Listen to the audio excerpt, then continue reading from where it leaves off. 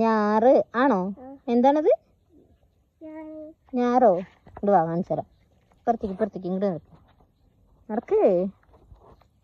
ഞാറ് പറയുന്നത് കടിക്കൊന്നുമില്ല.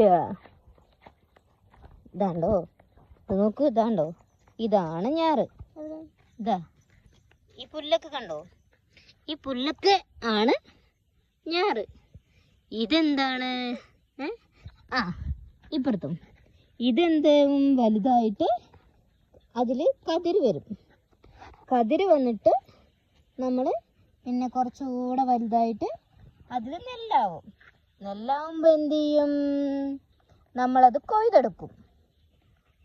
മിഷൻ കൊയ്തിട്ടോ അല്ലെങ്കിൽ ആളുകളൊക്കെ കൊയ്തിട്ടോ എടുക്കും.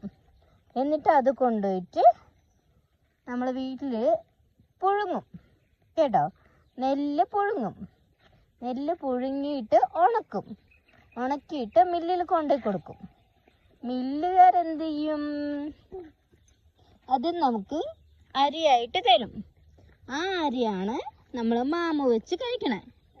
ഓക്കെ, മനസ്സിലായോ? അപ്പം ആ അരി നമ്മൾ എപ്പോഴും മാമ വെച്ച് കഴിക്കും. അപ്പം ഇതിന് എങ്ങനെയാണ് ഞാറുന്ന? ഇത് പറിക്കാൻ പാടില്ല. വീട്ടിലേക്കോ? എന്തിനാണ് വീട്ടിൽ കൊണ്ടുപോണേ? എന്തിനാണ് വീട്ടിൽ കൊണ്ടുപോണത്? ചോറ് വെക്കാനാണോ? ഇത് വലുതായിട്ട് കതിരാവും. കതിരായിട്ട് പിന്നെ നെല്ലാവണം. നെല്ലായിട്ട് പിന്നെ നമ്മൾ കൊയ്തെടുക്കണം. അരിവാളൊക്കെ കൊണ്ട് കൊയ്തെടുക്കണം. കൊയ്തെടുത്തതിന് ശേഷമാണ് നമ്മൾ വീട്ടിൽ കൊണ്ടുപോവുക. വീട്ടിൽ കൊണ്ടുപോയിട്ട് അത് തല്ലി ശരിയാക്കി എന്നിട്ട് നമ്മൾ മില്ലിലേക്ക് കൊണ്ടുപോകണം. മില്ലിലേക്ക് കൊണ്ടുപോകല്ല, അതിന് മുമ്പ് നമ്മൾ പുഴുങ്ങണം. നെല്ല് കൊക്കയല്ലടേ, ഇത് കൊക്ക്. എന്താണത്? അങ്ങനെ പുഴുങ്ങി എടുത്തിട്ട് അത് ഉണക്കണം. ഉണക്കി കഴിഞ്ഞിട്ട് എന്ത് ചെയ്യും? ഒന്നും ചെയ്യാൻ പറ്റില്ല. നമ്മൾ മില്ലിൽ കൊണ്ടുപോയി കൊടുക്കും. മില്ലിൽ കൊണ്ടുപോയി കൊടുത്തിട്ട് എന്താ ചെയ്യാ? അവര് നെല്ലാക്കിയിട്ട് തരും. നെല്ലാക്കിയിട്ടല്ലടി, അരിയാക്കിയിട്ട് തരും. അരി നമ്മളെടുത്ത് ചോറ് വയ്ക്കും. ഓക്കെ.